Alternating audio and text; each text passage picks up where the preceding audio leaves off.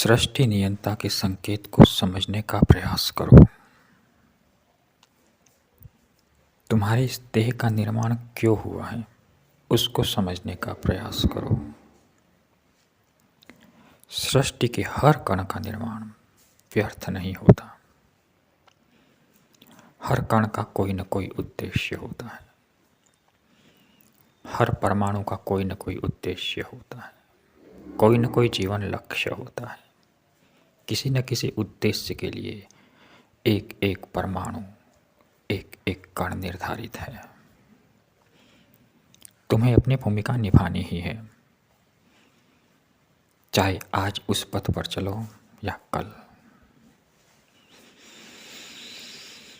तुम मोहवश अपनी भूमिका से वंचित नहीं रह सकते। प्रकृति तुम्हें जबरदस्ती उस तरफ ले जाएगी। तुम्हें चलना तो उसी ट्रैक पर है जो तुम्हारे लिए बना है। तुम दूसरों की देखा देखी नहीं कर सकते। तुम दूसरे नहीं बन सकते। तुम वही बन सकते हो जो तुम हो, जिसके लिए तुमने जन्म लिया है। प्रकृति ने जिसके लिए तुम्हारी इस देह का सृजन किया है।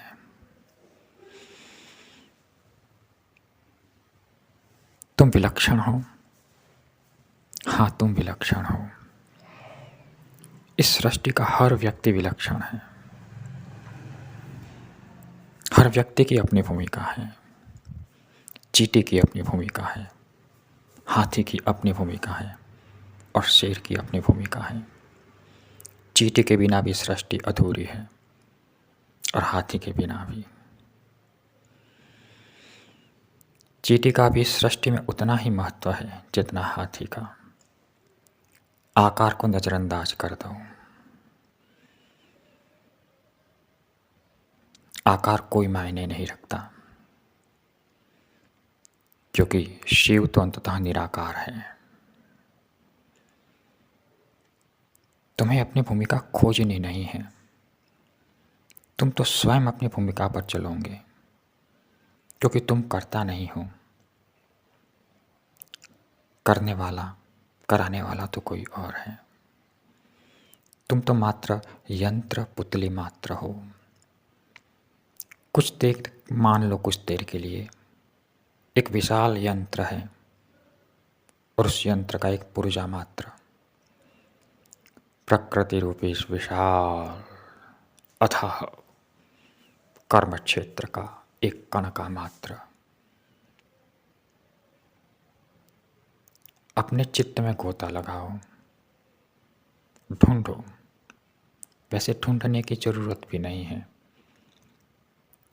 लेकिन हमारे ऊपर जन्म से लेकर अब तक इतने नाम, इतने उपमाएं जड़ दी गई है। तुम ये हो, तुम्हें तो ये करना है।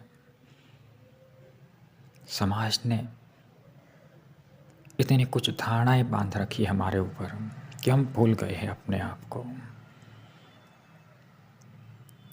अपने उद्देश्य को ढूंढो। एक बार फिर कहता हूँ, गलती हो गई मुझसे बोलने में।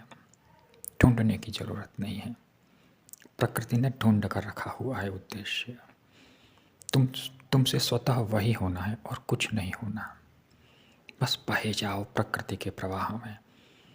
अपने आप को कर्ता मत मानो। कर्ता तो तुम हो ही नहीं। कर्ता बने का बोझ उतार दो। जिंदगी के अधिकांश तनावों का कारण ये कर्ता बने का बोझ ही है। मैं करता हूँ, यही से तनाव की शुरुआत हो जाती है। इस विशाल ब्रह्मांड को देखो। इसके सामने पृथ्वी का भी कोई अस्तित्व नहीं, तो तुम क्या हो? तुम कहाँ कर्ता बने? तुम्हारी कृति क्या वक्त रखती है? पूरे विश्व का कोई बेताज निरंकुश बादशाह अगर हो भी, तो उसकी कृति का भी उस ब्रह्मांड के सामने कोई महत्व नहीं, नगण्य है, गिनी ही नहीं जाएगी। फिर तुम क्या हो? अपने आप को कर्ता मानना छोड़ दो। तुम कर्ता हो ही नहीं, ऐसे नहीं कि मैं करता हूँ और कुछ पल के लिए तनाव से मुक्त होने के लिए कर्तापने के भाव को छोड़ दूँ ना। तुम करता हो ही नहीं, ये सत्य है। तुम करता हो ही नहीं सकते।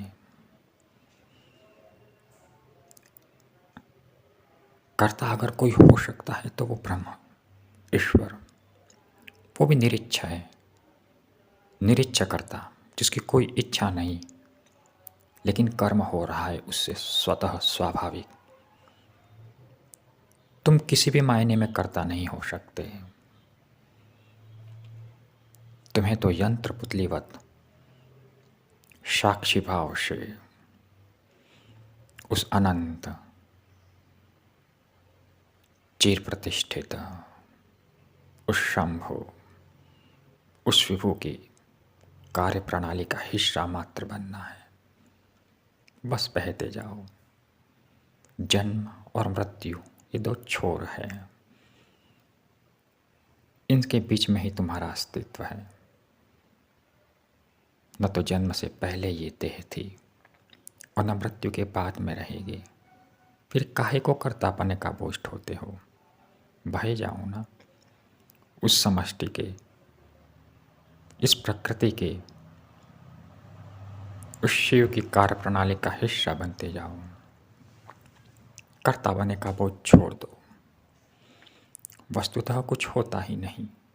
जब कुछ होता ही नहीं तो कुछ करने वाला कौन?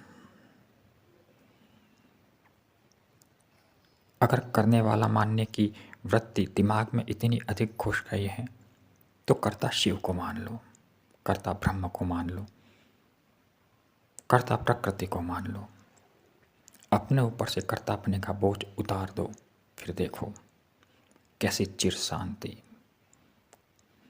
कैसा चिर आह्लाद, उस अनंत से एकाकार होने का कैसा आनंद।